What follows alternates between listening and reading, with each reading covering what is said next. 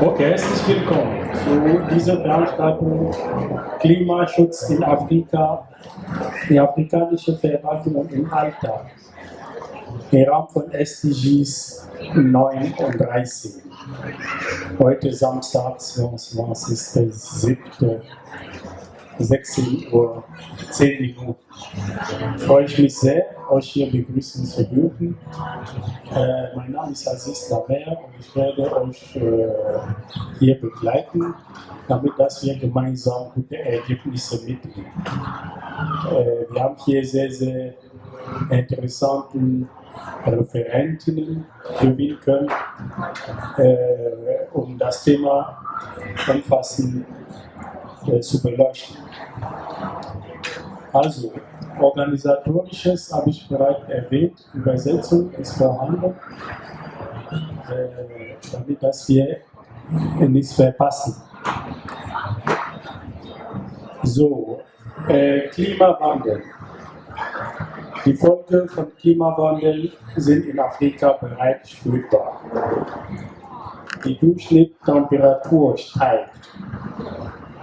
Ja, es gab noch nicht so viele Dürren wie in diesem Jahr, aber auch Überschwemmungen werden ein zunehmendes Problem.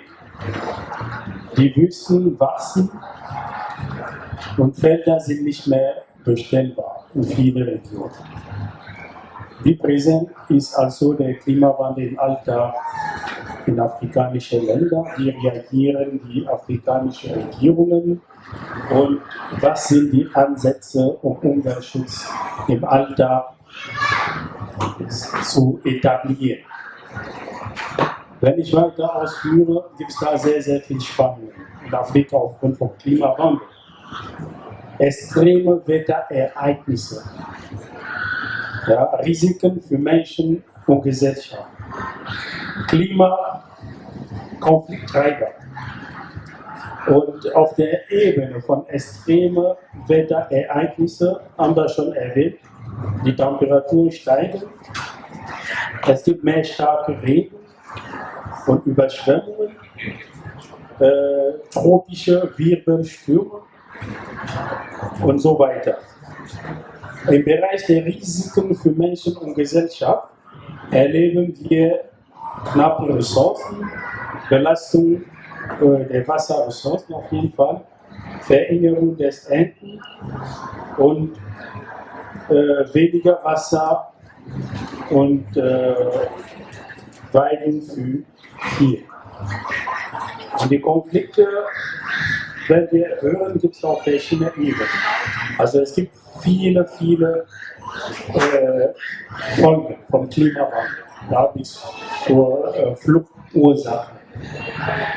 Wir haben hier auf meiner rechten Seite eine Ausstellung zum Thema Klimawandel und die europäische Verantwortung in Afrika. Ihr könnt euch da nach der Veranstaltung nochmal sehr gut lesen und viele Ergebnisse daraus mitnehmen. Wir haben nicht viel Zeit, 1,5 Stunden werden wir gemeinsam verbringen, um das Thema zu beleuchten. Und ich werde gleich beginnen mit der Vorstellungsrunde und freue mich, dass wir hier bis zu 4 Personen gewinnen können, die da auch uns Input bereichen werden.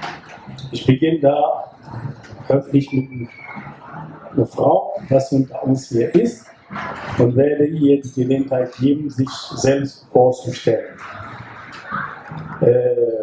Die Frau Rutinat, bitteschön.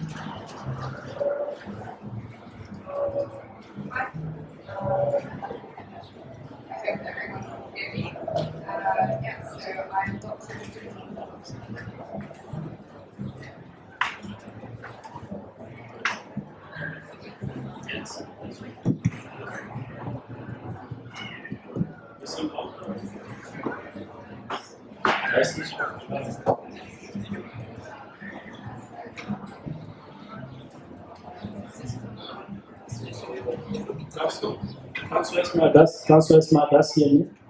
Oder hast du Das ist alle. Doch. Ja, jetzt nimm das hier bitte. Ist schon gut. Ja. Ist das gut? Okay. Hi, I'm Dr. Shrutina. Du musst so nah reden. Bitte nah.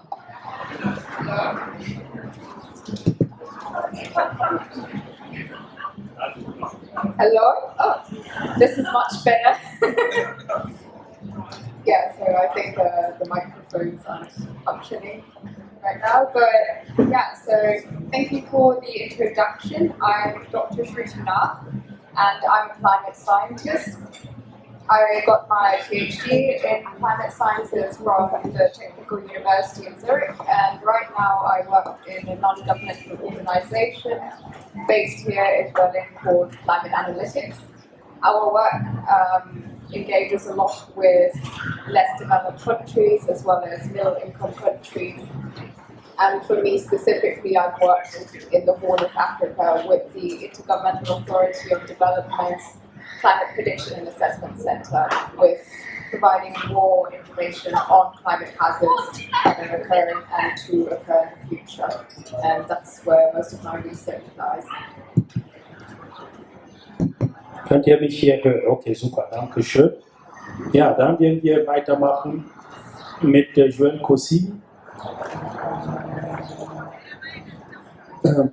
Joël Kossi ist mein Name und ich arbeite für Engagement global im Bereich Servicestelle Kommunen in der einen Welt. Wir arbeiten mit deutschen Kommunen, mit Partnerkommunen in der ganzen Welt. Und heute werde ich zum Thema Klimapartnerschaft sprechen, was die deutschen Kommunen mit ihren afrikanischen Partnern zum Thema Klimaschutz und Klimafolgenanpassung machen. Gut, dann machen wir weiter mit dem Herrn Folgen.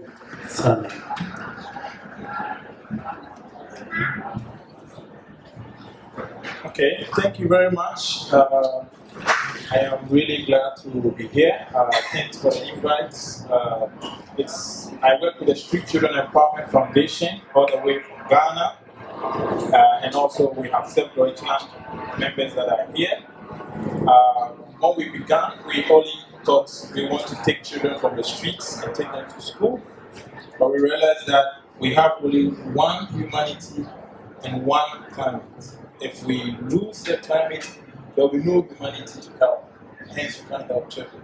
So our strategy has been to get climate at the forefront of our strategic plan, to educate children about it, to talk, advocate about climate, and make sure that all of us can protect the one climate that we have, and so we can have a humanity to continue. Dankeschön, Dankeschön. Dann machen wir weiter damit Dr. Filmer.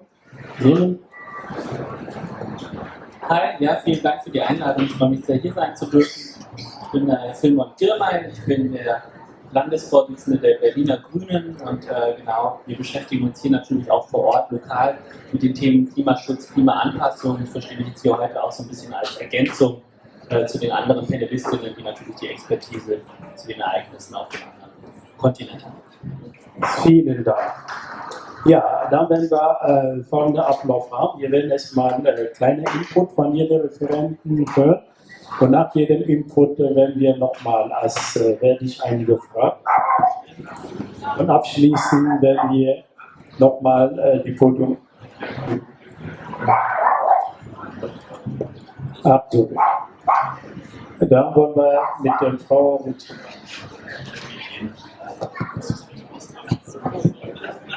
Ja, ist so warm für die oder was? Ja, los, also, jetzt weiter, okay.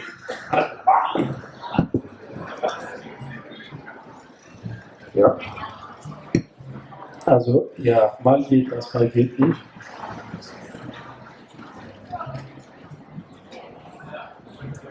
Normalerweise geht das, ne? Genau, also die möchte ich gerne von die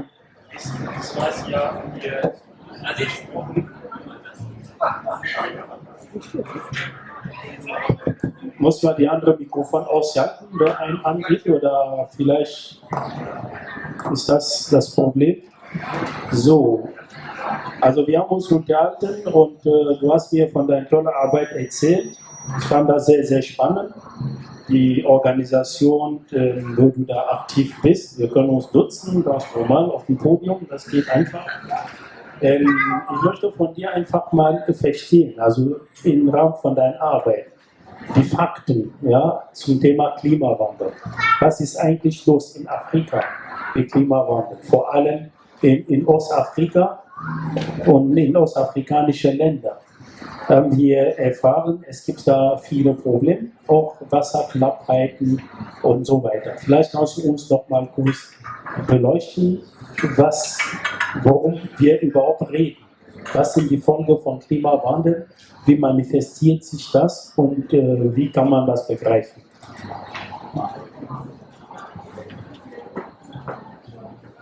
Yes, thank you for that question, and I'll start off with giving some facts on climate change in Africa. So, since the 90s, the temperature over the continent has risen by 0.3 degrees Celsius every 10 years. Compared to the global average, that's actually much higher. And that also translates to the sea level rise on the African coastlines. It's rising much higher than the global average. Africa itself hasn't contributed to any of the greenhouse gas emissions, yet it faces the worst consequences of it, and people are extremely vulnerable there.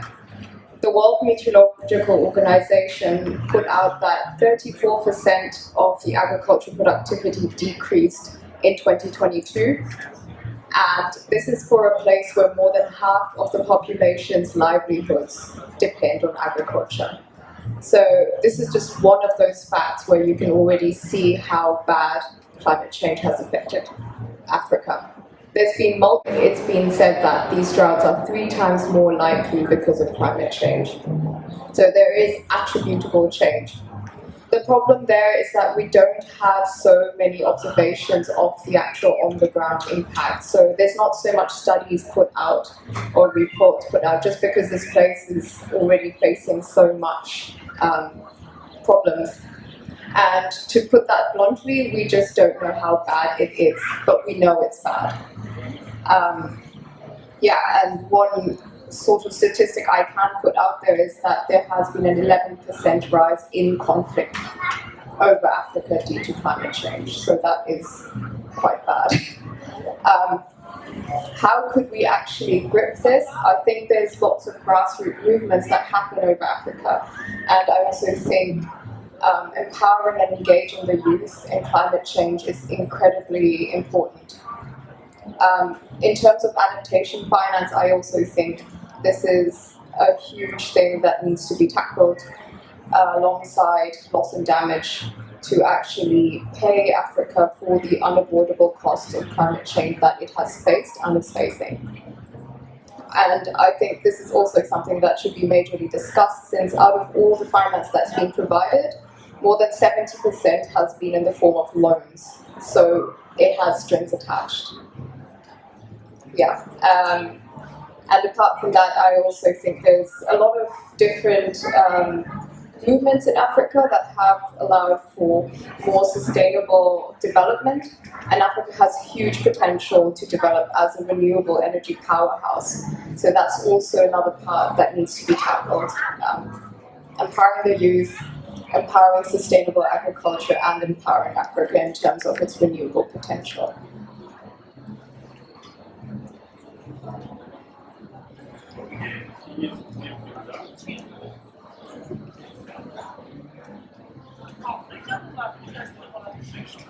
Vielleicht geht doch.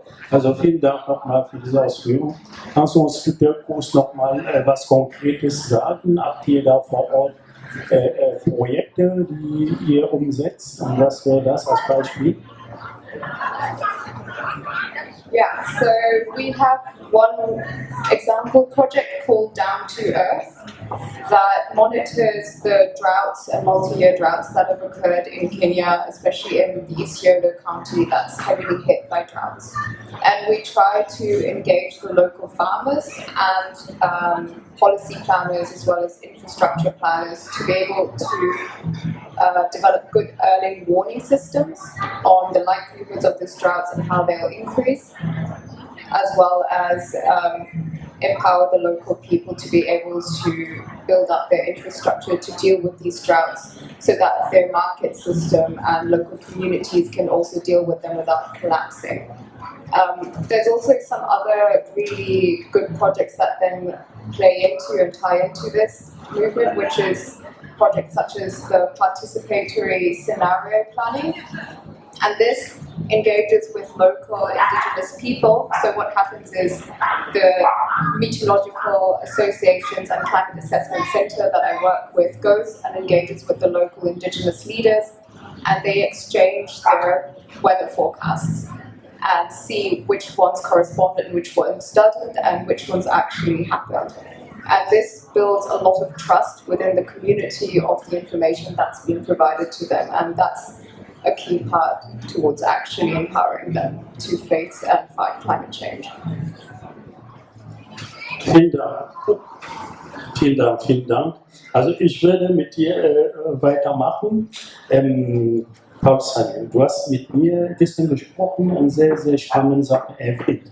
Und ich habe deine ganze Ausführung sehr, sehr mit viel Spannung gelesen, wo du eben über Umweltschutz in Afrika, Integration, Governance und andere. Also dein Einsatz ist mehr die Verantwortung der Regierung, Entscheidungsträger, die also zu untersuchen, zu schauen, was machen die konkret und wie arbeiten sie mit der Zivilgesellschaft. Ja, also kannst du uns da mehr beleuchten, was da deine Sicht der Sache ist? Thank you very much, Doc, for giving us these revealing facts. I think it's a pity that the education, the awareness about what is coming in Ghana or in Africa directly is not really at the grassroots.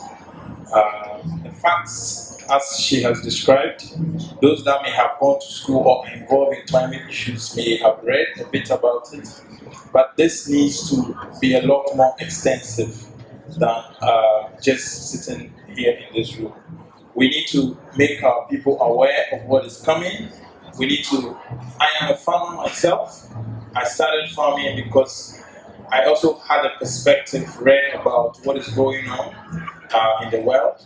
And I'm not the only one. A lot of young people are going into sustainable farming in Africa. As a way, I can even count a number of Ghanaians that are in Germany that are friends that are interested and are doing something in their own way from here to kind of like support the fight or to protect our environment. But when it comes to the government point, government to government relationship and support on the grassroots, I am yet to see as much happening. There is a lot of climate strikes that is happening.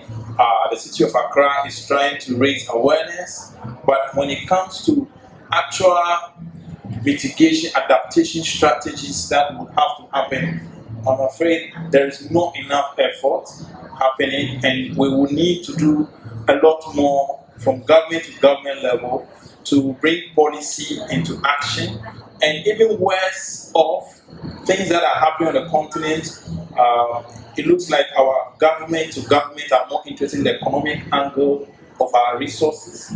Currently, there is a big thing going on in Ghana called Galamsey, where gold is being excavated, taken from water bodies, and the water is turning as dark as Milo, like chocolate, how you call it in German, yes. The water bodies are turning like that. And our Ghana Water Company is warning that in the next 10 years, we may not even have safe water to drink. And where are these resources going? What I am wearing here is not real gold. It looks like for the rest of us on the continent, but the world says in 2050 Africa will be whole. We are destroying the future before we have it. And it's important that such awareness creations are hard, not to make anybody feel bad, but to call on our government, to call on the people that matter to actually take action so we can get people educated, get people to rise, and get people to actually change it. This is the reason for civil society. This is why we are all here, and we need to act now. Also ich habe dein Dokument gestern gelesen. Du schreibst, dass Gemeinschaften und Einzelpersonen können durch verschiedene Maßnahmen zum Umweltschutz beitragen. Und du gibst da einige Beispiele. Erhaltung und nachhaltiges Ressourcenmanagement. Ne? Und also das heißt Einführung von Praktiken, die Abfall reduzieren. Und weiter vorne meinst du, die Erhaltung der biologischen Vielfalt wäre auch ein Einsatz, also die Förderung des Ökotourismus und die Unterstützung von Naturschutzinitiativen. Und wenn du Ghana in Betracht nimmst, denkst du, es gibt da genug Finanzierungsmittel, um diese Arbeit zu leisten? Oder gibt es da Finanzierungsschwierigkeiten? Definitely, I'll start from acknowledging that there is really on the grassroots level, the coast of Accra, myself and a number of children did a documentary that I'm happy that the organization that supported us is here, Dance Without Borders. We went to the coast of Accra and you see the amount of filth that is going into our beaches, leading into the ocean. Fishermen throw nets now, they go fishing and they catch more trash, waste than fishes.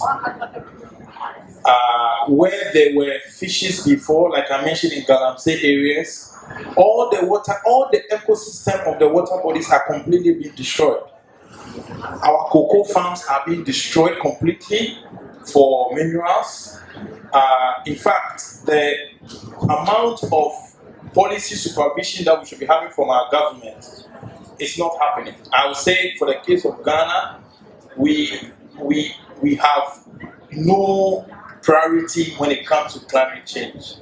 And the economic partners or government-to-government partners are aware of these things because Ghanaians are protesting, Ghanaians are standing up and speaking against especially the illegal mining happening and the fact that the West that is benefiting from this need to take steps. But the West seems to have its own priorities on what it wants to focus its attention and resources on, which is quite sad that a lot of farmers are complaining that they are losing all their crops, their yields are going down, there is no support to make sure farming becomes sustainable. A lot of people are not aware of how we can use sustainable farming and all of these things. So when it comes to the ground, like I mentioned, we do not have as much implementation from a government point to make sure this happens.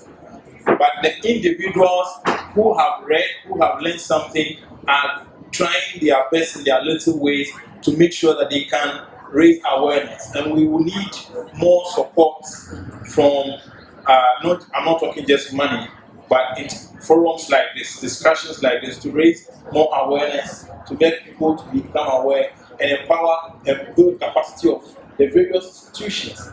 Like you mentioned something very important, Doc, that you are working in Kenya. But how many African countries, for example, would you see yourself working in the next 5 years? Because you say Africa, and Africa has 53 countries and even more, 54. So how many, what's the strategy? And you mentioned it's a civil society organization, so it's not even the government. What is the government's plan? Maybe it will come more. What's the government's plan here to strategically advance to make sure that we can integrate the continent that is worst being hit by climate change? Ja, interessant. Also ich kann deine Punkte erwähnen aus Sicht der Zivilgesellschaft. Ich komme auch aus der Zivilgesellschaft und ich weiß, wir sind immer sehr, sehr kritisch. Aber trotzdem ist Ghana ein von den Ländern in Afrika, wo man da also mit viel Hoffnung blickt. Und auch im westafrikanischen Raum gehört Ghana teilweise zu den führenden Ländern. Und ich glaube, ohne Ghana zu kommen, dass die Kommunen sich da bemühen. Es gibt da viele Menschen aus Ghana in Deutschland, mit denen wir uns mal ab und zu mal unterhalten. Glaubst du, es gibt da keine Strategie in der Kommune? Arbeitet ihr mit Kommunen zusammen? Gibt es da Gespräche mit Kommunen in Bezug auf Umwelt, Klimaschutz? Habt ihr da Hinweise, dass die keine Strategie haben, keine Umsetzungsstrategie zum Beispiel für Agenda 2030 haben? Ich kann mir nicht so vorstellen. Okay, thank you again. If you want me to be graphic about how the climate struggle looks in Ghana, I have seen very basic things here that are not present. People put trash everywhere. I have seen trash also here in Berlin, but I'm talking tons of trash everywhere. We have government agencies that are coming for trash not separated. Your plastic, your bio that you separate, you have 3 different plants in your homes. They are all joined together in our homes. There are tricycles without covering that are picking this trash from the homes and taking them, sometimes dumping them back on the streets or in gutters or to the sea. The government centers that take this, they want to build landfill sites and dump the trash in there with the plastic. Imagine in the 21st century, you collect all the trash here and you dig a hole and you put the rubber and everything there. The recycling plants I can count in Ghana that are doing some converting plastic back into this are all privately owned. Individuals own this and they are trying to recycle, but it's not on the scale as it's a national plan. Okay. All students, children know how to separate plastic. Municipal authorities are enforcing this in their various homes, in their various schools, in their various public places. Genau. Ja, also die Partner unterstützen die Deutschen auch in bestimmten Fällen. Aber weil wir im Thema, also im Bereich von Entwicklung zusammenarbeiten sind, weil wir versuchen, Entwicklung und Klimaschutz und Klimafolgenanpassung zu verbinden. Das heißt, die Deutschen geben dann sozusagen 80% von den Geldern, die sie vom BMZ bekommen, für die Projekte im Ausland und 20% für Bildungsmaßnahmen in den deutschen Kommunen aus. Insofern, das ist, was wir machen, dann gibt es konkrete Projekte, die wir umsetzen. Das heißt, also ich bin sozusagen in diesem Fall jemand, der eher die staatliche Seite vertrete und dann haben wir sozusagen unsere Art und Weise zu arbeiten und dann können wir im Detail gehen, wenn so Fragen hast. Genau, also Sie haben Stichwort 20% Bildung, Arbeit. Das ist schon ein Einsatz, dass die Projekte immer mit Capacity Building begleitet werden. Innerhalb von Deutschland ist es so, genau. Innerhalb und außerhalb? Dann ist es 80%. Das heißt, wenn jetzt, ich habe ja gesagt, wir bringen die Kommunen zusammen und sie überlegen Pläne vorher, innerhalb von 2 Jahren. In meinem Projekt, innerhalb von 2 Jahren, setzt keine Kommune Projekte um. Sie überlegen sich vorher, was sie machen. Sie machen einen Plan.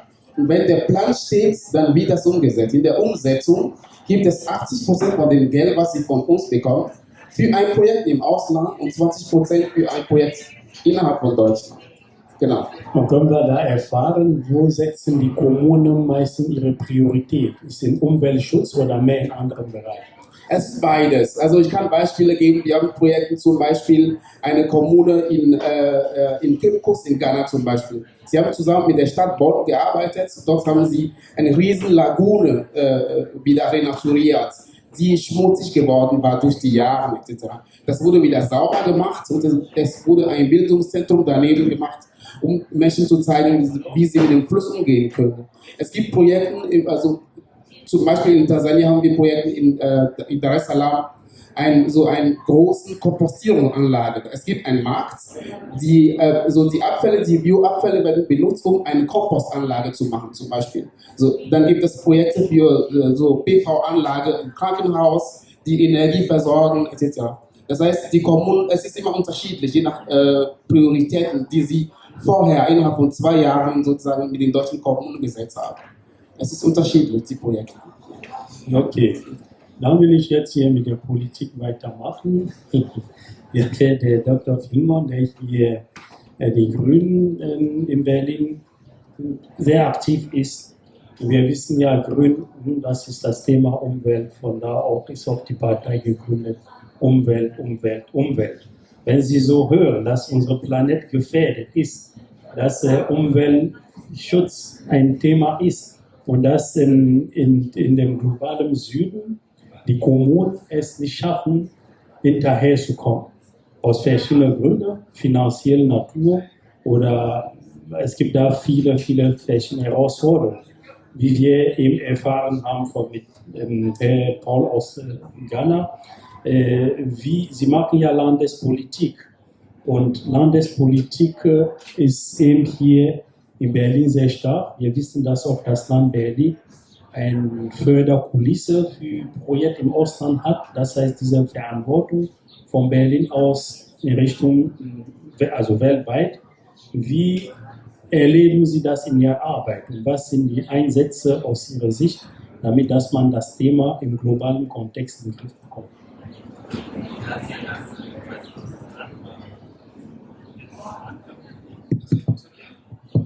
Jetzt?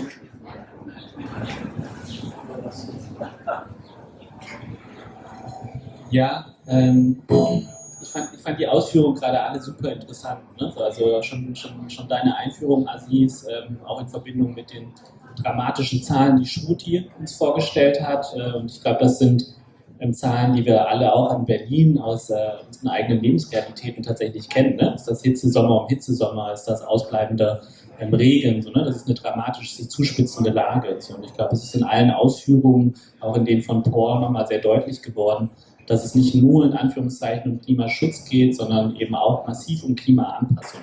Stimmt sicherlich auch in den Regionen, über die wir gerade gesprochen haben. Wenn du fragst, Aziz, was wir hier tun können, um die Situation global zu verbessern, dann glaube ich, müssen wir zuvorderst in Berlin auch selber intensiv Klimaschutz betreiben. So, ne? Es gibt hier, glaube ich, 3 zentrale große Bereiche, in denen wir selber massiv Emissionen einsparen müssen, wo es gar nicht notwendig ist, mit dem Finger auf andere Weltregionen zu zeigen, sondern selber erstmal im Mobilitätssektor beispielsweise massiv einzusparen oder auch im Gebäudesektor, wo wir sehr, sehr viel emittieren, weil wir alte Gebäudebestände haben, die noch nicht saniert sind, wo wir auch damit zusammenhängt der dritte Bereich, Verlust haben im Wärmebereich, wo wir auch deutlich besser werden müssen. Und dann ist es, glaube ich, so, wenn wir uns die globale Lage anschauen, dass wir uns in einer massiven Energiekrise befinden, natürlich aufgrund des russischen Angriffskriegs gegen die Ukraine. Und ich finde das natürlich schon bedauerlich bis bedenklich. Also einerseits haben wir gesagt, dass wir Energie hier einsparen müssen, das haben wir auch alle getan in den vergangenen Winter. Und andererseits sind wir natürlich aber auch weltweit unterwegs gewesen, auch auf dem afrikanischen Kontinent, um da Gas zu sichern für unsere Wärme hier. Also wir gehen in den Senegal als Bundesregierung und sagen, fördert bitte euer Gas in euren Feldern irgendwie so. Und das ist, glaube ich, der gegenteilige Effekt von dem, was wir eigentlich wahrscheinlich gerade bräuchten. Ich finde es auch wichtig, darüber hinausgehend, und da möchte ich bei Paul anknüpfen, das ökologische Bewusstsein auch hierzulande zu erweitern. Das fehlt auch uns noch massiv. Ne? Also auch wir müssen, glaube ich, noch in allen Bereichen Klimaschutz und Klimaanpassung als Thema setzen. Das ist der Kultursektor, der Bildungssektor, sind das andere Bereiche. Das müssen wir auch hier aufholen. Und wenn wir dann ökologisches Bewusstsein nicht nur begreifen als das ist ein Verstehen von der Klimakrise, sondern eben auch ein Verstehen von der historischen Hintergrund. Dann kommen wir einen Schritt weiter, auch mit Blick auf globale Gerechtigkeit. Weil ja, wie Shruti uns gesagt hat, der globale Süden leidet deutlich stärker unter den Auswirkungen der Klimakrise als der globale Norden. Aber Shruti hat auch zu Recht gesagt, es ist nicht der Hauptemittent gewesen in den vergangenen 200 Jahren. Das waren wir hier. So, ne? Und das ist auch eine westliche Prosperität, das ist eine Prosperität des globalen Nordens, die auf der Ausbeutung des globalen Südens basiert. Und ich glaube, auch das muss Teil des ökologischen Bewusstseins sein, was wir auch hierzulande noch uns weiter erarbeiten müssen. Und dritter Punkt, das haben alle Vorrednerinnen schon gesagt, da schließe ich mich an, es ist nicht nur der Staat, der Klimaschutz leistet, sondern es ist ganz zentral, dass man Zivilgesellschaft und Gesellschaft mit einbindet. Und das ist etwas, was wir hier in Berlin vielfach tun. Wir haben hier beispielsweise den Klimabürgerinnenrat einmal eingesetzt, der auch gesagt hat, welche Bereiche sollen wir einsparen, welche Maßnahmen wollen wir priorisieren. Wir haben eine sehr aktive Zivilgesellschaft, die auch Volksentscheide voranbringt. Der letzte ist leider ganz knapp an einem Quorum gescheitert, Berlin klimaneutral 2030, aber auch da haben wir eine Debatte miteinander geführt, wo es um die Frage ging, wie schnell müssen wir eigentlich sein, wenn wir die 1,5 Grad Grenze erreichen wollen. Und ich glaube, da haben wir selber auch noch viel miteinander zu diskutieren und zu erreichen.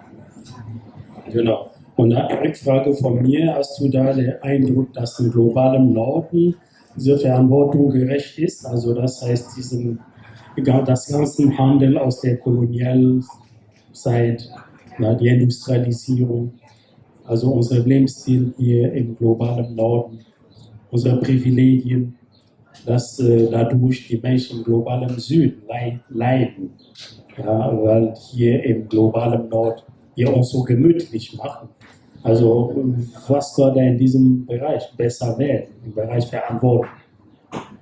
Ja, also ich habe schon den Eindruck, auch dank der Zivilgesellschaft, jetzt wenn ich von Berlin spreche, das Thema Kolonialvergangenheit, kritische Aufarbeitung der Kolonialvergangenheit schon mehr Raum eingenommen hat, ne? So in den vergangenen Jahren. Das muss natürlich trotzdem noch deutlich besser werden. Auf dem Weg hierher bin ich am Stadtschloss vorbeigefahren mit dem Humboldt-Forum. Also es gibt auch gegenläufige Tendenzen, würde ich sagen, zu dem ganzen Fortschritt, der dank der Zivilgesellschaft aufgesetzt worden ist. Du hast selber hingewiesen auf die Ausstellung, die ihr im Raum habt. Wenn ich jetzt hier lese, dass die Klimahilfen, die versprochen worden sind, bei weitem nicht ausgezahlt werden, würde ich behaupten, dass, wenn es um die Hard Facts geht, der globale Norden natürlich deutlich mehr seiner Verantwortung noch gerecht werden muss. Ich glaube nicht, dass es sich reduzieren lässt auf Ausgleichszahlungen im Rahmen von Loss and Damages, sondern dass es eben auch darum geht, die eigenen Klimaschutzziele ambitioniert zu fassen und auch anzugehen. Und ich glaube, da ist schon noch ein längerer Weg zu gehen. Und Thema Städtepartnerschaft in Berlin, wie sieht die Lage aus? Also mit SKEW, die haben das Geld, die Kommune in Berlin,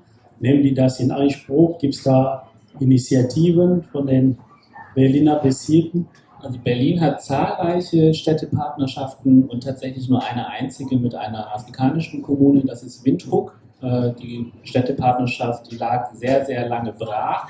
Die wurde reanimiert jetzt in den letzten 1-2 Jahren. Und ja, ich finde es auch naheliegend, da einen Fokus natürlich nochmal auf klima- und energiepolitische Ziele zu setzen. Gleichwohl ist der Fokus, der jetzt in der Vergangenheit auch gewählt worden ist, natürlich das Thema der gemeinsamen Kolonialvergangenheit und der kritischen Aufarbeitung, wo es auch noch vieles an Verbesserung bedarf. Genau, da ich auch aus Berlin komme, aus Berlin-Mitte vor allem darf ich hier in Berlin-Mitte ein bisschen unterstützen nehmen. Ich weiß, dass die Bezirksmitte dabei ist, eine Städtepartnerschaft mit Addis Abeba aufzubauen. Es gab da einen Prozess im Bezirk, wo wir selber involviert waren, und am Ende war Addis Abeba, die gewählt wurde. Ich weiß aber auch, dass ich gestern noch mit von Bezirksmitte gesprochen haben, und es geht da nochmal um ein SKEW-Projekt, Städtepartnerschaft mit Kamerun, mit Douala, ist gerade auch im Aufbau. Von daher kann man sagen, ja, es bewegt sich, aber immer noch nicht genug. Ja, es gibt da Bewusstsein, dass es mehr sein könnte. Also Frau Nath, nochmal zu dir. Du hast da erzählt von eurer Arbeit in Afrika, vor allem in Kenia, und also Sudan, Somalia, am Horn von Afrika. Und was kannst du da nochmal als konkrete Folgen von Klimawandel bezeichnen, wenn ihr dort unterwegs seid?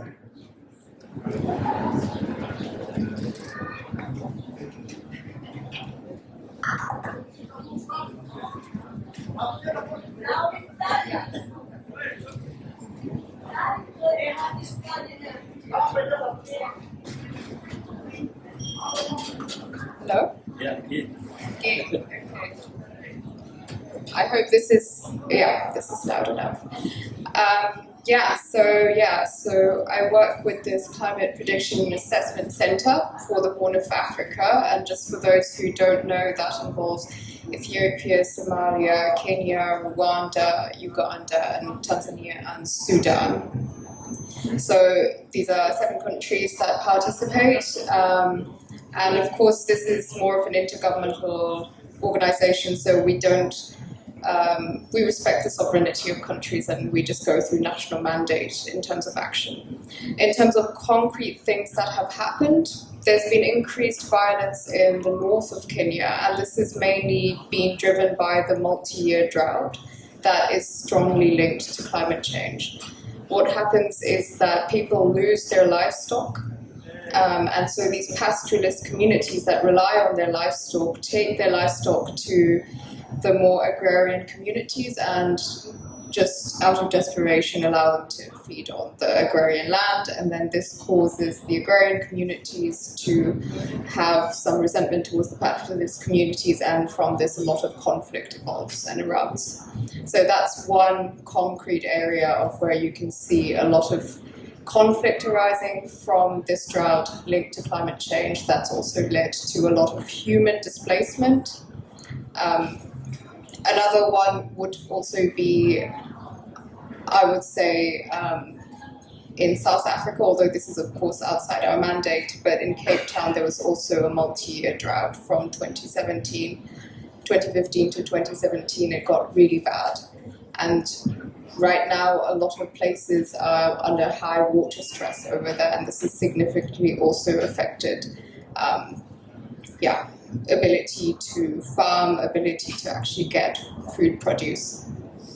This is also linked to the wider state of the world. Right now, North Kenya is probably one of the worst affected places out of an outcome from the Ukraine-Russian conflict, where they have no food, they have the drought, and people really don't know where they're going to get any grain from anymore because it's not being shipped in from Ukraine or Russia. So these are some quite concrete examples. I think also if you want to look at more of an urban area thing, Africa is rapidly urbanizing, and there are a lot of people and a lot of spatial inconsistencies on who's feeling climate change. So because of rapid urbanization, we also see growth of a lot of slum areas in Africa. And during heat wave events, the slum areas are 4 degrees Celsius higher in terms of temperature, real field temperature, so including humidity, compared to the more well-off areas. But we also expect urbanization to increase, so a lot more people are going to be affected by such high temperatures in the future. Ja, ich möchte gerne noch mal wissen, wenn Sie da unterwegs sind in Kenia und in ostafrikanischen Ländern, ist Klimawandel, Klimaschutz überhaupt ein Thema? Also im Alltag von Menschen dort, machen sich da Menschen Sorgen?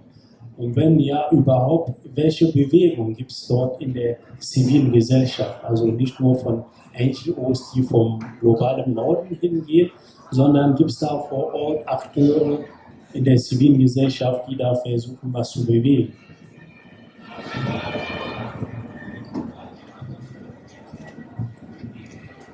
Yeah, so I think the whole argument or the whole debate around climate change in Africa is incredibly nuanced and complicated. Africa is also having development challenges. So there is a lot of development challenges in pursuit of the Sustainable Development Goals in terms of, combating poverty, combating water availability, food availability, gender inequality. And this is just incredibly exacerbated by climate change. So the way people feel climate change in Africa is more of an everyday thing of they anyways have a lot of development problems. And they anyways have a lot of things to deal with, and then climate change just makes all of these things 10 times worse almost. for civil society in Africa. The way it's communicated to them, of course, then has to link to trying to understand their existing situation right now, and also trying to make them understand that even though they need to cope with near-term problems, there is also much benefit from actually planning in the future. So again, a lot of these civil movements include really closely engaging with the indigenous populations and also trying to conserve indigenous knowledge of farming practices, for instance, but as well as empower a lot of indigenous people and communities. Women play a large role here because they tend to be the keepers of the household, and they tend to have a better ability to long-term budget in terms of getting a community of women. And so, for instance, there's a microfinance scheme in Kenya that is one of the sort of poster childs of very successful finance schemes, and it supports more than 100,000 women across the country now, because they really are able to long-term plan into businesses and then also support one another in case one of the women in a finance group cannot repay the loan. Ja. Super, super, vielen Dank. Also wir können mit entnehmen, dass da viele verschiedene Probleme in Afrika, also die Menschen haben mit vielen anderen Sachen auch zu kämpfen. Natürlich Klimaschutz, Klimawandel ein Problem, es wird immer warm, auch in der Region, wo es früher nicht so warm ist. Ne? Ich komme persönlich aus Kamerun, und wenn man sich weiter nach dem Westen bewegt, wird immer wärmer, was nicht der Fall war. Natürlich ist eine Herausforderung für den Alltag, und es verursacht mehr Ausgabe für Menschen. Und ich wollte jetzt an der Stelle etwa, bevor ich jetzt hier mit meinem Fragekatalog mit den Referenten weitermache, kurz eröffnet am Publikum. Habt ihr da Rückfrage, Verständigungsfrage? Habt ihr die Gelegenheit, die zu stellen oder euch einfach mal einzubringen zum Thema? Gibt es da die Mikrofon?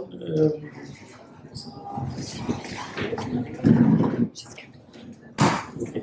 Der hat ein Mikrofon für das Publikum.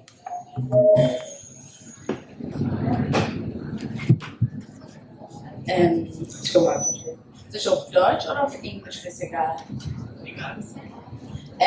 Ich habe eigentlich mehr oder weniger eine Begrenzung oder auch so eine Frage, weil sie haben sehr viel thematisierte Arbeit mit verschiedenen Organisationen, sie machen das und das, ich verstehe ich auch, aber findet ja nicht, dass man halt in Afrika, ich bin auch die Meinung, dass zum Teil ob das wollen oder nicht, die tragen die meisten, also die sind die größte Ursache, wenn es darum geht, welche Probleme in Afrika stattfinden. Aber auch so halt, dass unser Parlament oder reine Government, die machen eigentlich so für die Klimawandel, auch allgemein für die Entwicklung relativ wenig. Also wenn wir jetzt darauf wirklich, Rwanda ist halt das beste Beispiel dafür. Also die haben wirklich richtig hart dafür gearbeitet, dass man sagt, Rwanda ist einer der saubersten Staaten in Afrika. Aber die haben es nicht alleine gemacht, und es war kein irgendwelche Non-Government Organization, es war der Staat, und da will ich dem sagen, dass der Staat dann auch dran arbeiten muss, oder halt auch, dass man die Bildung zugänglich macht. Wir können halt davon reden, man sollte nachhaltige Farming, ich fällt mir nicht auf Deutsch ein, sorry, unterstützen und alles, ohne die Leute aufzuklären. Das ist meiner Meinung nach reden um den heißen Brei, weil die Leute müssen verstehen, worum es geht, wie die davon betroffen sind. Und viele, bin ich der Meinung, die sind nicht davon betroffen, wie sie es auch schon erwähnt hat. They have big problems, und am Ende Klimawandel betrifft den auch relativ groß, aber man hat es nicht über die Thematik richtig aufgeklärt, um zu verstehen, dass das eigentlich auch ein richtiges Problem ist, und zu sagen, wir müssen jetzt den Müll trennen, oder wir müssen darauf achten, dass man irgendwie nachhaltige Anbau und so halt unterstützt. Und da wäre dann meine Frage, was sind auch die Politik da, haben sie irgendwie da, dass man irgendwie mit dem Parlament aus Afrika dann auch so zusammenarbeitet, um die Leute in lokale Orte unterstützt. Und meine zweite Frage ist, es würde dann eher mehr oder weniger Sie betreffen.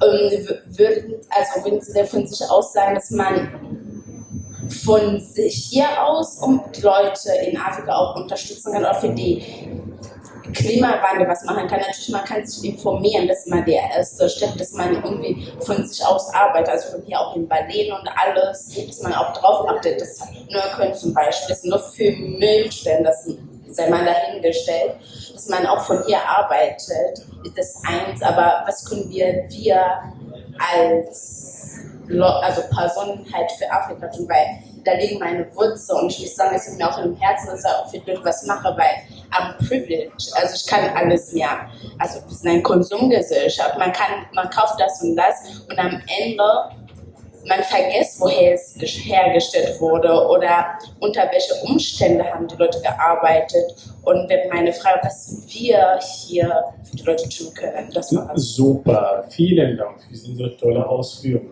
Und danke schön, dass du mich da unterstützt hast. Mein Freund Paul, der hier Ghana fertig gemacht hat vorhin. Ein gutes Beispiel aus Ruanda. Das ist die sauberste Stadt in Afrika. Am Beispiel, dass wir auch in Afrika viele Länder haben, wo die Regierung konsequent arbeiten und bestimmte Ziele hat. Also deine Frage hatte ich hier also eine Frage war für dich, willst du erstmal antworten? Und die zweite Frage war mehr mehr oder weniger an Herr, ich kann den Namen leider nicht lesen. okay. Die Anfrage steht? Okay. Could you repeat the first question? I think you said that you are working with different countries.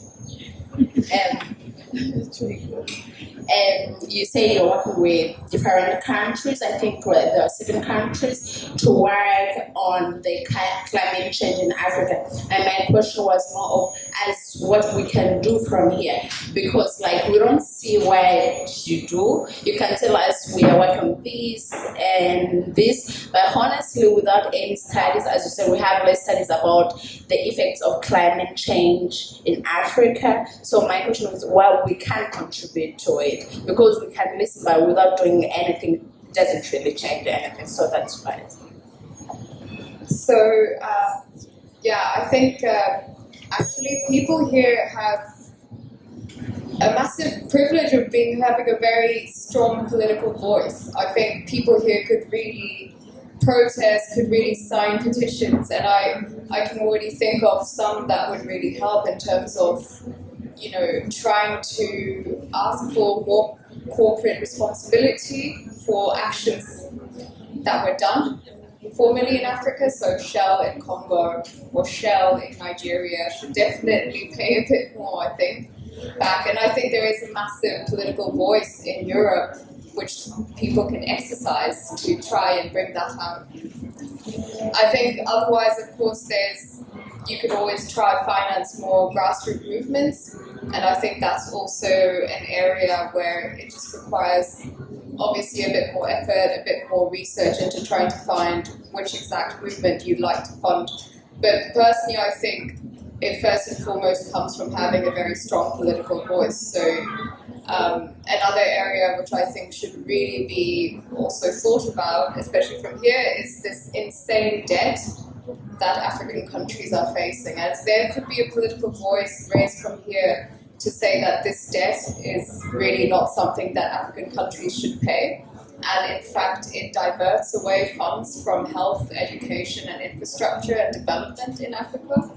That's another thing. Or also the fact that there was $100 billion of adaptation finance promised by Western countries, including Germany, since 2010, which has never been delivered. So I think there's a lot of key issues, and those 3 are the ones that I personally think require a massive political voice from the North, from the Western countries, to be raised as an issue so that governments can actually do something. Vielen Dank. Genau, also vielen Dank auch für die Frage, weil ein bisschen die Sorge, dass ich dann vielleicht vorher missverstanden worden bin. Ich würde auf gar keinen Fall sagen, dass der Staat aus der Verantwortung entlassen werden soll. Der Staat ist zwingend derjenige, der den ordnungsrechtlichen Rahmen machen muss. Also das ist die Struktur, die die Entscheidungen fällen muss. Ne? So im Bereich Mobilität, die Gelder bereitstellen muss, im Bereich Gebäudesanierung, die aber auch bei der Wärmewende die Entscheidungen treffen muss. Ne? So, also wie zum Beispiel in Berlin reden wir über Rekommunalisierung der Fernwärmenetze oder der großen Energieunternehmen. Das kann Zivilgesellschaft nicht machen. Was aber Zivilgesellschaft machen kann, ist eine Politik treiben, wenn die nicht dazu bereit ist, die notwendigen Schritte zu gehen. Und das ist etwas, was man leider vielfach beobachtet. Also jetzt würde behaupten, insbesondere auch in der Bundesrepublik. Und ich glaube, das ist schon etwas, wo ich glaube, dass das sehr, sehr wichtig ist. Und dann gehört zur Zivilgesellschaft beispielsweise ja auch die Akademie. Also eigentlich ist Klimaschutz wissenschaftlich in Anführungszeichen fast schon auserzählt. Ne? So, und trotzdem haben wir oftmals eine Politik oder politische Entscheidungsträgerinnen, die dem nicht folgen. Und das finde ich gravierend und gefährlich. Und das ist schon was, wo ich mir wünsche, dass eben diese Stimmen auch in politische Prozesse einbezogen werden, in die Expertise in politische Prozesse einbezogen werden. So, das war so ein bisschen der Punkt, den ich vorher machen wollte. Und dann in der Landespolitik, das ist auch das, was Aziz wichtig ist, das, was du gerade auch nochmal aufgemacht hast, wie kann man dann auch interkontinental Prozesse befeuern. Das geht hier beispielsweise über Projekte, wie Joel sie vorgestellt hat, oder eben über Städtepartnerschaften, dass man da eben bei dem Austausch, den es gibt, da kann man dann immer Themen setzen und dass man, das meinte ich ja vorhin auch schon, dass es sinnvoll ist, bei so einem Austausch mit afrikanischen Kommunen dann eben auch nicht besserwisserisch, aber gemeinschaftlich guckt, wie können wir mit unseren jeweiligen Klimaschutz-, Klimaanpassungsthemen umgehen. Genau, also eine Antwort habe ich auch ganz kurz. Also ich glaube, hier im globalen Norden machen wir uns alles so gemütlich. Ne? Hast du eben gesagt, diese Privileg, was wir haben. Mindestens, was wir tun könnten, wäre auch uns zu engagieren. Ja? Zu engagieren, um mehr Rechte zu fördern. Wenn die Länder sich bestimmte Ziele, finanzielle Ziele setzen, zur Unterstützung vom Klimawandel im globalen Süden, dann sollen sie auch diese Versprechen halten. Aber es wird nicht angehalten. Also das heißt, es fehlt viel Geld. Man redet dort von über 75 Milliarden Euro, was bis 2025 fehlt. Was aber eigentlich versprochen worden ist, von den Ländern, die Industrieländer, um diese Klimaschutz entgegenzuwirken, also Klimawandel entgegenzuwirken. So, da würde ich gerne weitergeben hier im Publikum. Ich sehe hier eine Wortmeldung.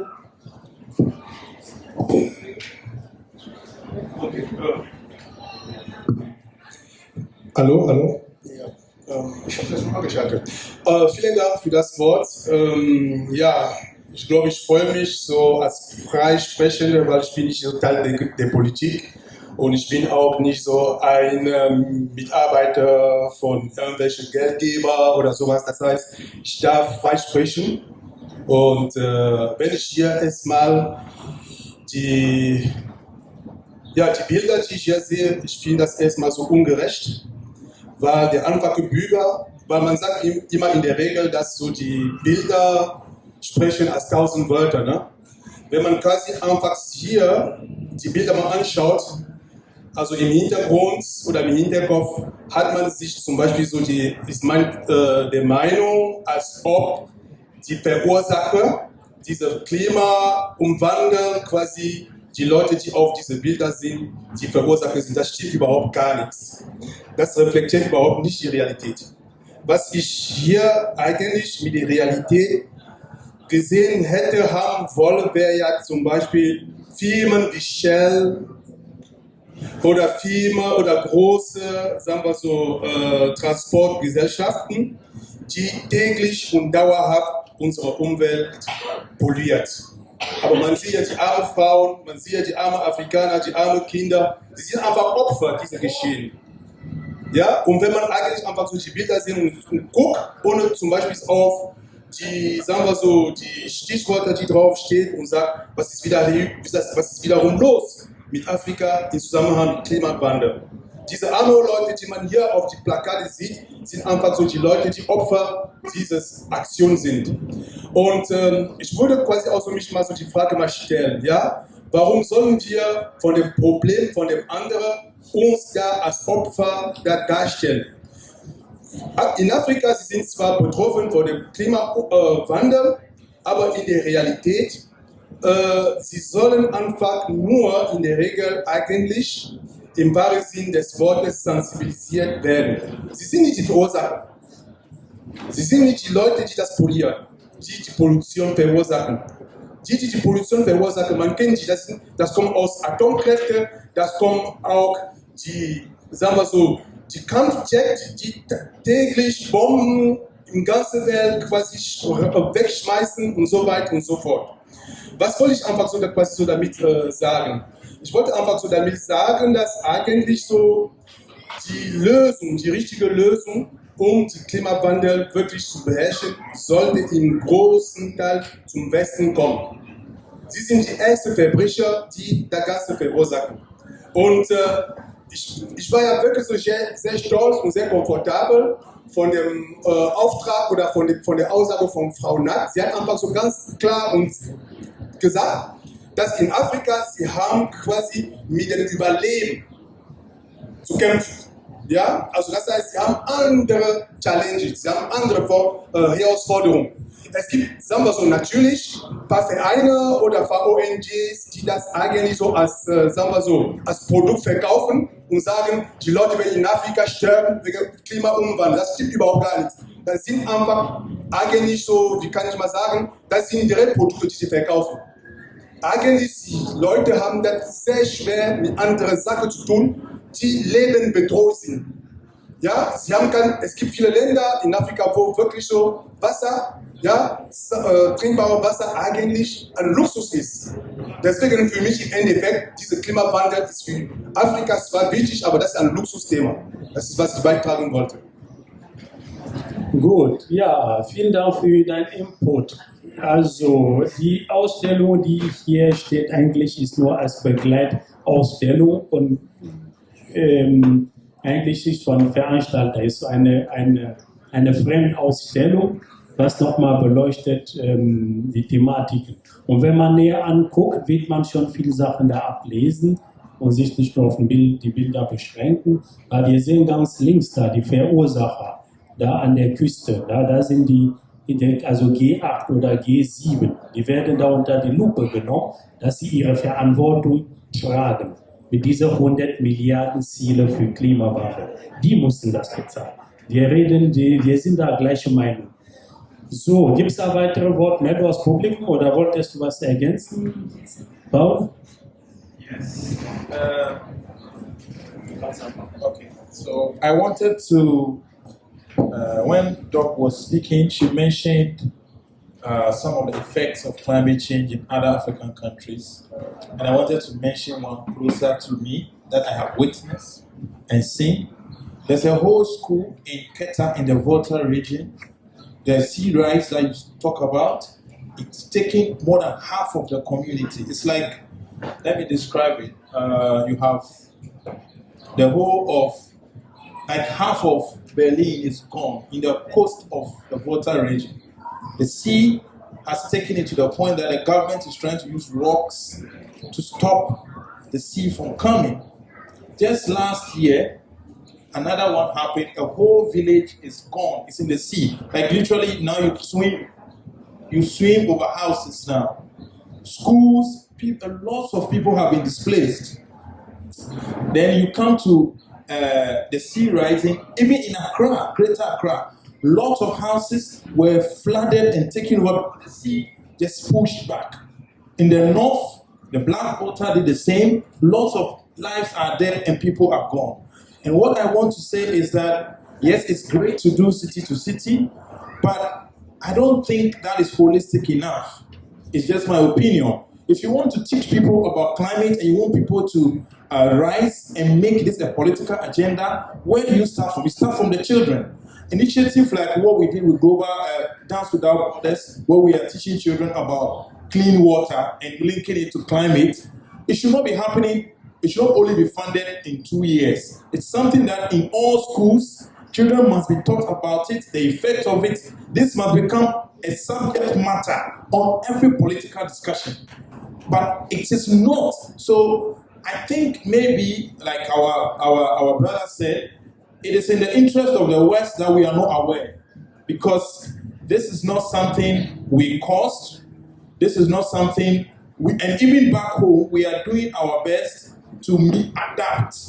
Like I've mentioned, I've seen a lot of youth who are reading and are doing sustainable farming just to make sure that we can still protect the world. But we don't know the danger that is coming. And I think it's in the interest of the West that we don't know. Because the West feels we may rise, our governments may topple, a lot of things may happen. But I don't think it's a matter of me against you.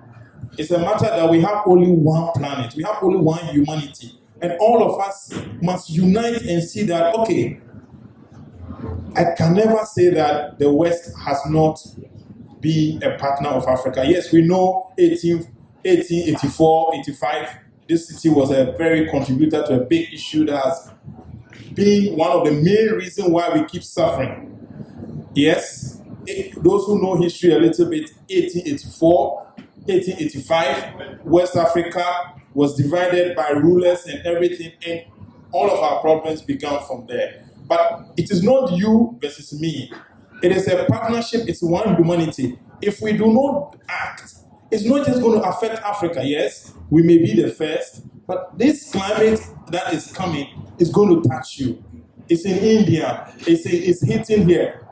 When it's supposed to be summer, it's changing. When it's supposed to be winter, it's changing. So when a lot of your foods, some of them are imported, are grape-based, some of your minerals are imported from Africa. Virtually everybody depends on Africa. So you need us, and the statistics say in 2050, Africa will be the biggest population that the world will come to. So it's in the interest of the whole world that we work together to protect humanity. Thank you. Ja, das ist so eine politische Rede. Dankeschön, Paul. Ja, das ist alles gesagt. Ich würde gerne weitere Wortmeldungen nehmen aus dem Publikum. Wir wollen mit euch reden. Wir wollen eure Fragen beantworten, eure Kommentare hören. Ich möchte auch etwas Okay. dazu sagen.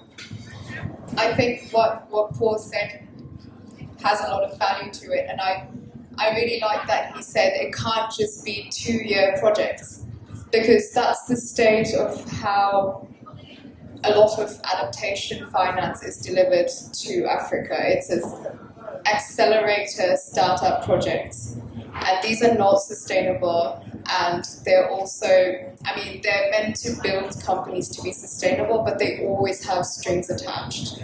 It's always a bond, it's always a loan, and non-concessional. So I think it's also that we need to empower and educate the youth, but there also needs to be some access to justice. I think movements like Ecocide are very good for this, but there needs to be access to justice, and young people, especially in Africa, should know their rights and the rights of their environment so they can actually fight for it.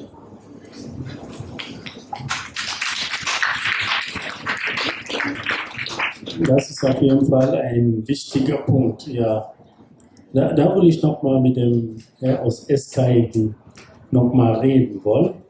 Es ist immer so, dass diese ganzen Programme hier von dem globalen Norden entwickelt werden. Und zu sagen, wenn ihr von uns Geld haben möchtet, dann da sind die Richtlinien. Ja? Diese Richtlinie muss ihr einhalten. Wie geschieht solche Entwicklung von Programmen in Partnerschaft mit anderen Perspektiven auf Augenhöhe? Natürlich hat man das Geld hat man hier, ja, und wer das Geld hat das Sagen sozusagen. Aber wir reden nach wie vor auf Partnerschaft, Augenhöhe. Wie ist das geprägt in Engagement global oder in deinem Programm?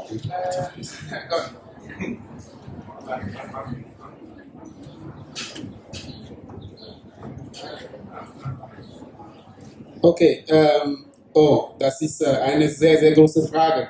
Aber ich werde versuchen zusammenzufassen. Also es sind ja zwei Themen. Ne? Also einer ist Augenhöhe und dann das andere ist das Geld. Also ich mache meine Arbeit seit 8 Jahren. Also mittlerweile habe ich ein bisschen Erfahrung gesammelt. Das heißt, das, was du über Augenhöhe gesagt hast, ich habe auch immer gesagt, es muss immer alles auf Augenhöhe sein. Bis ich einen Workshop irgendwann geleitet habe mit afrikanischen Kommunen alleine, die hier in Deutschland waren, im Rahmen einer Afrika-Partnerschaft-Konferenz. Wir wollen wissen, wie kann es noch gerechter sein? Was ist Augenhöhe für Sie? Ich war überrascht, dass Bürgermeister, mehrere sogar, gesagt haben, mich interessiert gar nicht Augenhöhe. Ich will keine Augenhöhe. Ich will, dass die Deutschen kommen, sie geben mir das Geld und ich setze ein Projekt um und das war's. Und mich hat das überrascht, weil ich habe immer gedacht, wir wollen, dass die immer alles auf Augenhöhe machen. Es soll immer Augenhöhe sein. Und ich habe viel gelernt. Es hat mich überrascht zu hören, dass auch es andere Leute gibt, die sagen, ich will keine Augenhöhe, bring mir das Geld, ich setze ein Projekt um, dann könnt ihr wieder gehen. Was ich sagen will, ist, dass man kann sich das einfacher machen, zu kritisieren, oh, das ist nicht auf Augenhöhe. Vielleicht wollen die Leute gar keine Augenhöhe. Also ein Punkt, das.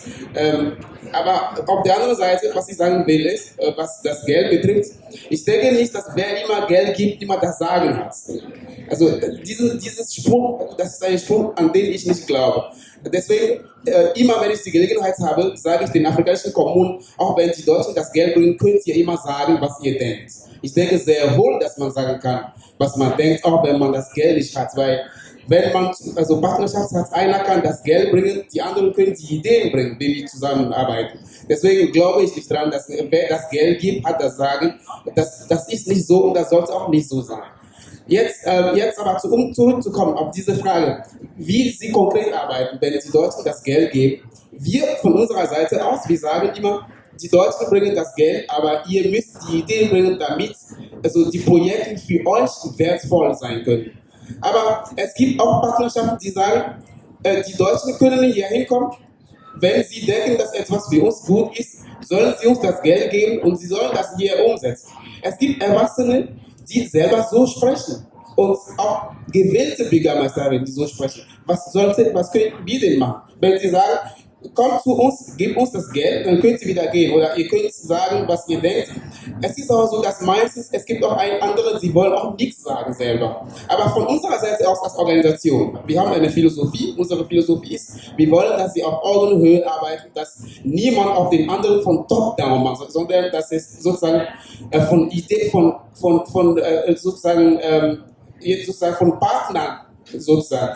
Du hast eine Idee, du sagtest, ich habe eine Idee, ich sage es. Das ist unsere Position als Organisation. Aber ich bin überrascht immer wieder zu sehen, dass es manchmal bei den Menschen selber in Afrika gar nicht so ist. Nicht alle, es gibt welche so. Und ich war überrascht zu sehen, dass es so ist. Ja, genau, danke schön für deinen Input. Es gibt hier eine Reaktion dazu. Yes. I really have to react to this one because I feel I don't know how to describe it. It's not shameful, but this is why slavery happened. Okay, there were people who supported slavery, and we sat, watched, and it happened years after, and we said we want reparation. Have you seen how it's a sensitive topic now, guys?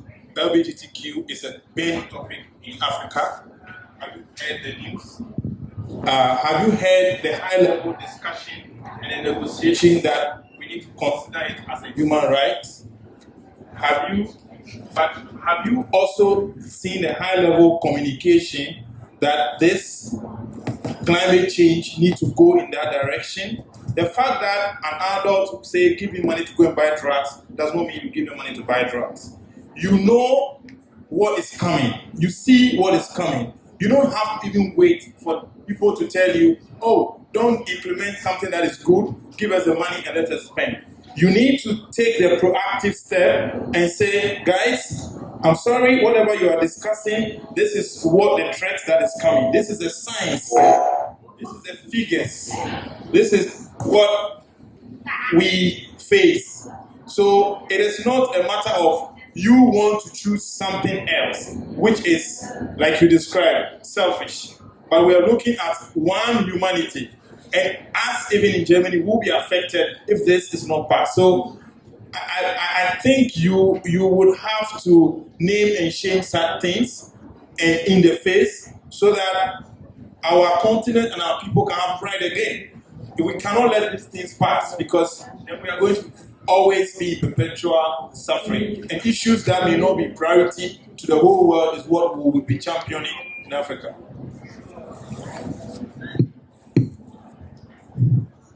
Dankeschön für die Reaktion. Wir haben da eine Wortmeldung, ganz hinten da links, bitte.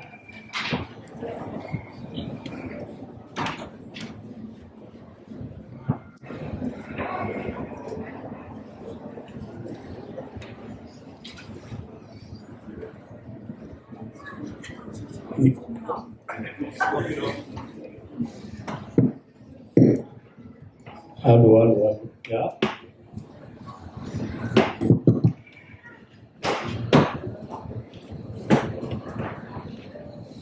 Dankeschön. Ich wollte eigentlich auch nur in den Raum stellen, ob eventuell das Thema der Augenhöhe, weil das in den Projekten, in denen ich beteiligt bin, auch häufig ein Thema ist. Wie Augenhöhe ist wichtig, wie macht man das? Und das ist dann ganz häufig immer eine gute Idee und da ist auch viel guter Wille dahinter. Aber ich frage mich auch, ob wir dann bei der anderen Seite, die jetzt nicht das Geld hat, ob da nicht auch, was wir schon besprochen haben, die Themen wie Bildung und Empowerment, also Selbstermächtigung und auch Nachhaltigkeit tatsächlich ein Thema ist, weil das häufig in vielen Gemeinden nicht erfahren wird. Häufig ist die Erfahrung, es kommt mal was und dann gehen die wieder. Oder so. Und dieses Bewusstsein, ich kann hier länger, ich kann hier was aufbauen, es kann wachsen. Diese Erfahrung oder das Bewusstsein fehlt vielleicht häufig. Also ich stelle es jetzt einfach in den Raum, ich will jetzt hier gar nicht eine Meinung oder die Gruppe teilen. Ich frage mich, ob das auch nicht auch schon mit dem Thema Bildung, Nachhaltigkeit und Empowerment, was auf Deutsch Selbstermächtigung heißt. Ob das damit nicht zusammenhängt, frage ich an die Gruppe. Ja, vielen Dank. Das war eigentlich ein Kommentar. Und will jemand da reagieren auf diese Input?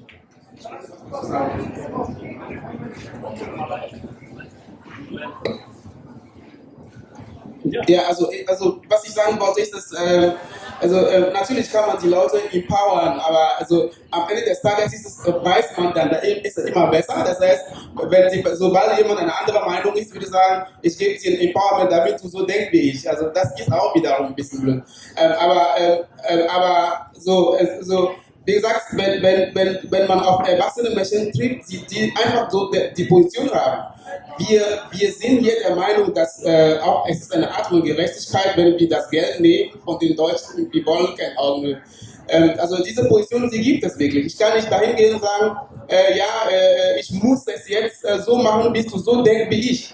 Man muss auch ein bisschen gewissen Grad einen Abstand nehmen und akzeptieren, dass jemand, auch wenn es schlimm ist, diese Sachen so sieht. Aber das ändert nicht meine eigene Position. Also das heißt, unsere Position als Organisation ist sehr, sehr klar. Wenn wir Geld geben, denken wir nicht, dass wer Geld gibt, hat immer das Sagen. Du kannst deine Ideen bringen, du musst deine Ideen bringen und du musst auf Augenhöhe sein mit dem anderen. Das ist unsere Position, das bleibt so. Aber ich muss akzeptieren, dass jemand das anders sieht. Ich muss nicht nochmal ihn umbilden, damit er so denkt. Also das ist meine Meinung dazu. Noch eine Reaktion hier auf dem Publikum? Ja.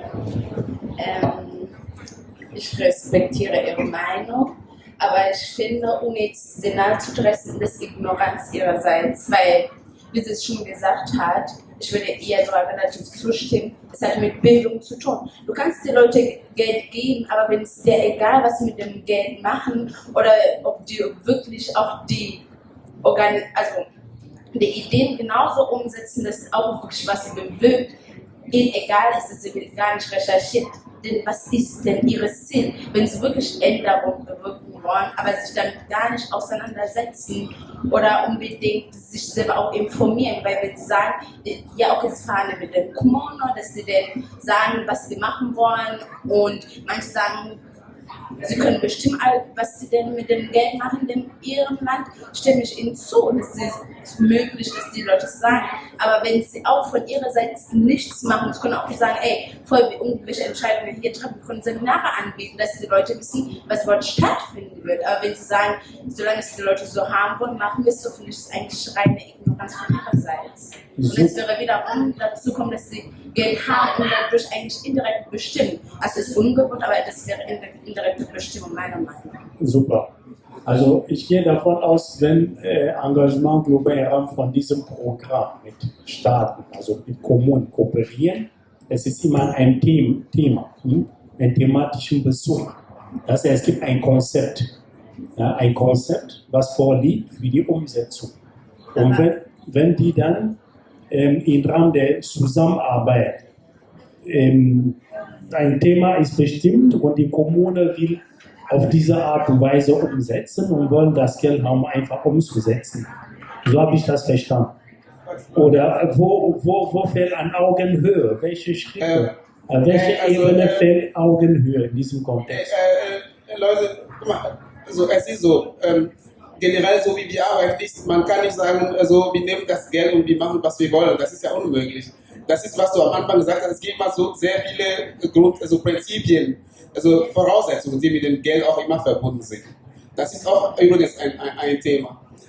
Das heißt, das ist ja ein demokratischer Prozess und die Gelder sie sind auch immer an ein Ziel gebunden.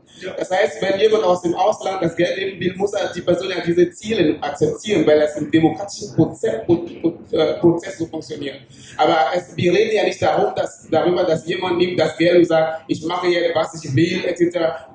Darüber geht es gar nicht. Es geht darum, dass was wir Augenhöhe nennen, ist unterschiedlich gesehen. Es gibt manche, die das anders sehen. Bloß darum geht es. Aber deswegen, darüber habe ich jetzt alles gesagt, was ich zu sagen habe. Okay.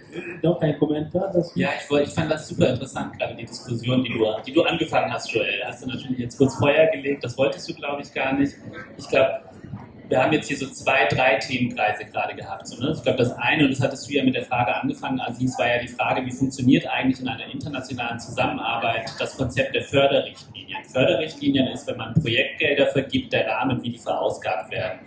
Und was Aziz in der Frage angelegt hat und was Joel mit aufgegriffen hat, ist der Punkt zu sagen, ja, wir müssen aufpassen, dass wir nicht hier Gelder bereitstellen und ein Konzept damit überstülpen. So, ne? Und ich glaube, Joels Ausführung war eher eine zu sagen, es kann auch ein Akt des Widerstands sein, zu sagen, ich beteilige mich nicht richtig an deinem Projekt. So, was nicht heißt, dass jetzt im Kern nichts passiert.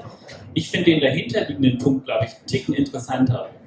Weil im Kern geht es ja auch darum, dass offenkundig nicht nur in den afrikanischen Kommunen, sondern auch in unseren Kommunen hier viel zu viele politische Verantwortungsträgerinnen, und das ist auch der Punkt, den du vorhin gemacht hattest, das Problem in der Tragweite noch immer nicht erkannt haben.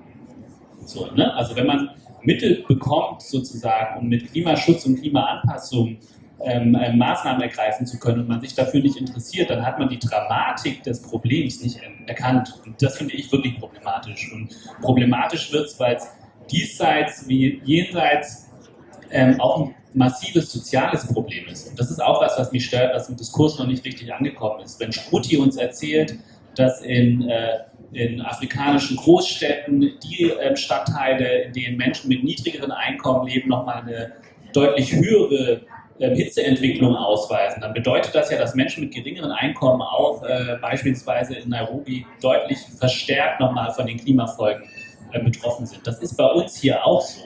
Ne? Also bei uns, du hast vorhin von Neukölln geredet, so, ne? So, also auch da natürlich die urbanen Räume, laut befahrene Straßen, viele Abgase, das sind Wohnungen, die weniger kosten als jetzt beispielsweise in Regionen mit Einfamilienhäusern, wo eine bessere Luft ist, ein Waldstück nebenan. So. Und ich glaube, das Problem ist so gravierend und so komplex auch in seinen sozialen Folgeleistungen, dass ich mir schon wünsche, und das ist, was alle hier gesagt hatten, dass wir uns auch nochmal gemeinsam konzentrieren auf die Schaffung des ökologischen Bewusstseins. Das ist ja auch der Punkt, wo Paul sagt, und zwar vom Kindergarten, von der Schule aus, den nächsten Generationen mit auf den Weg zu geben. Das ist eine Menschheitsaufgabe, die wir nur gemeinsam angehen und lösen, also angehen und umgehen können mit so. Ich glaube, Genau. Ich habe einen Hinweis nochmal auf den Blick auf die Zeit. Wir sind schon fast am Ende von unserem Podium. Ich würde erstmal, wenn es keine alle dringende Frage gibt aus dem Publikum, langsam in Richtung Schlusswort gehen, dass die Referenten nochmal ihr Schlusswörter. So, my last word to my brother, he's in a position of power. And what we have said here is not to say that he is not doing his work well. What we are saying is he should look at the option we are throwing at him. Maybe they do only sister-to-sister projects and they focus on projects coming from the place. But how about opening an education project where civil society groups can educate people in schools, in communities, in things that it would, so that you are not only targeting specific projects. So we are suggesting that you can discuss this at a high level, that let's consider education projects, because when the people are educated, we have the power, we elect them, we make them the mayors. It's not the other way around. So target us and let us set the agenda for you. If you go to them, they will set the agendas that are not what we want. Do you get my point? So it's just a suggestion we are giving to you. Thank you. Danke. So, Schlusswort. Fangen wir von links nach rechts. Okay, so yeah, I can go first. I think this last bit of the discussion was definitely oil to the fire, but I think there's also, we just need to also not rush things. I think one thing is that a lot of municipal governments and municipal level policymakers have been weakened because of the continuous presence of NGOs. So their sense of responsibility to the local community tends to be very little. And also the local community do not turn to them from what I've seen in Kenya, but instead will turn to an NGO for help. What we really need is education of the local communities, but also for NGOs to really work and re-strengthen these municipal level governments, because otherwise they will constantly act like that, because they will have no sense of responsibility and the local people also won't expect anything from them. So we need to work together. It's going to take time, it's going to be really hard, but that's the only way I personally see moving forward. Yeah. Dankeschön. Also, ich habe mich sehr gefreut heute, dass wir uns so ein bisschen diskutiert haben. Also ich freue mich gerne, wenn man die Möglichkeit hat, über Themen, gerade jetzt vom Norden zum Süden, es ist immer sehr, sehr, sehr, sehr spannend. Und wenn man sich da drin bewegt, manchmal staunt man, wie die Realität eigentlich ist. Weil die Realität und das, was man sich idealistisch denkt, ist manchmal sehr, sehr, sehr, sehr, sehr, sehr weit auseinander. Deswegen, aber ein Punkt, den der Bruder genannt hat, was Bildung betrifft, ich glaube, das ist immer wieder so das Zentrum. Bildung ist sehr, sehr, sehr wichtig, aber die Frage muss man sich stellen, wer bildet wen? Die Frage muss man auch stellen. Wer bildet wen jetzt? Und welche Normen sollen zählen? Die Frage muss man auch sich mal dabei stellen. Deswegen, also ich freue mich sehr, wir können diskutieren, ich diskutiere gerne, aber man muss da immer wieder unterschiedliche Perspektiven anschauen, damit einer nicht denkt, ich habe den besseren Wert sozusagen. Ich bin dagegen, dass Leute aus dem Norden denken, sie haben einen besseren Wert, aber ich wäre auch dagegen, wenn es heißt, die Menschen aus den afrikanischen Staaten dürfen keine Position haben, weil alles, was sie denken, müsste man nochmal so lange umbilden, bis sie so denken wie wir. Das wäre auch nicht richtig. Das auf jeden Fall nicht. Ja, also Bildung hast du angesprochen. Schlusswort von dir in Bezug auf Bildung. Wichtige Frage, wer bildet wen? Ja, also es ist Wissenvermittlung. Wer vermittelt das Wissen? Ja, afrikanisches Wissen. Nach welchem Programm lernen wir in Afrika?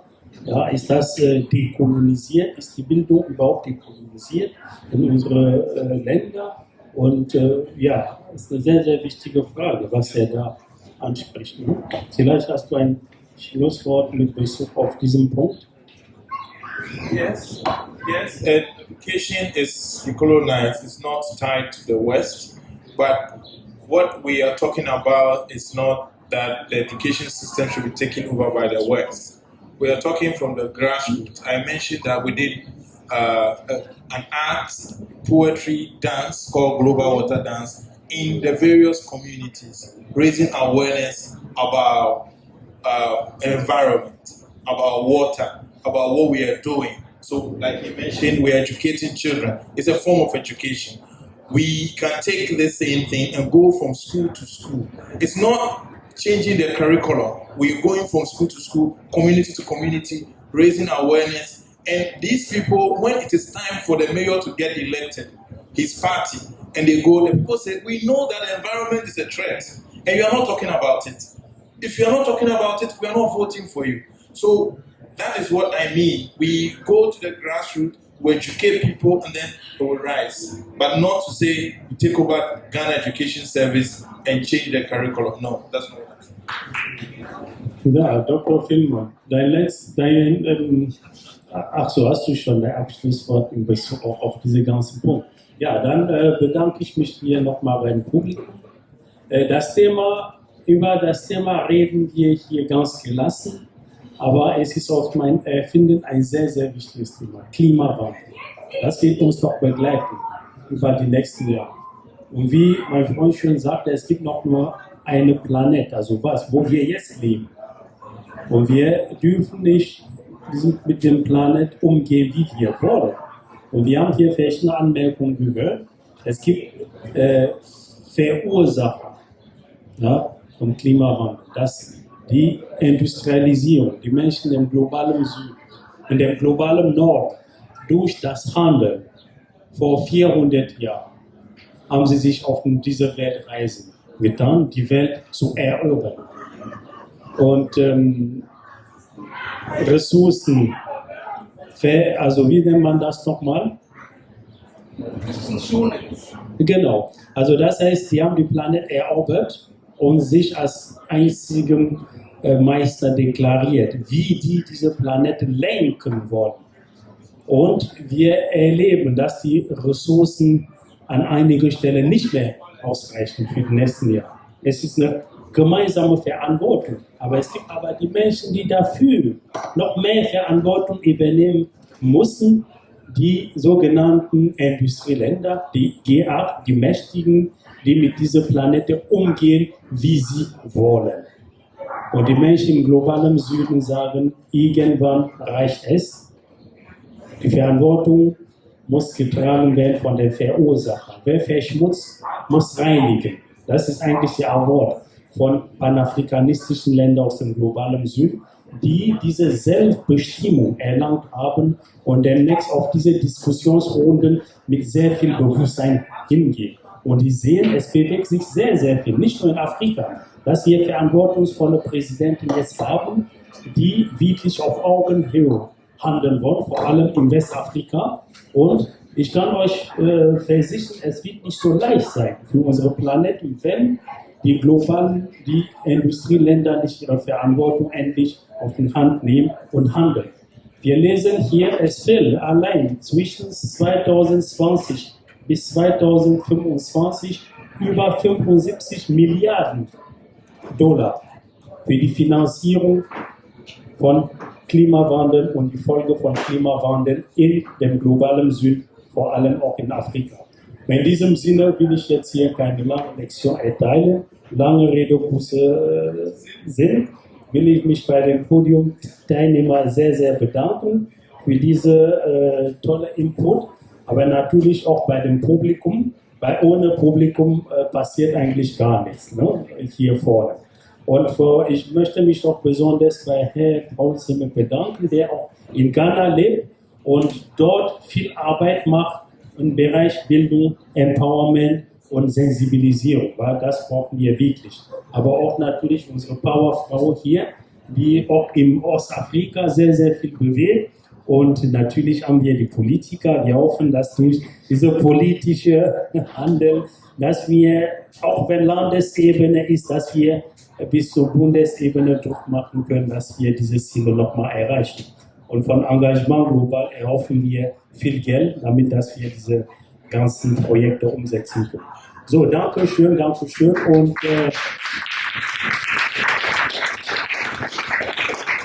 vielleicht von der Organisation ein letztes Wort. Veranstalter. Morgen gibt es die nächste Podiumsdiskussion um 14 Uhr. Also morgen gibt es noch ein Podium um 14 Uhr. Um 14 Uhr. Das geht da um Thema, was ist das Thema nochmal? Technologischer Wandel in Afrika. Man hört sie nicht. Ja. Aber ich rede so laut.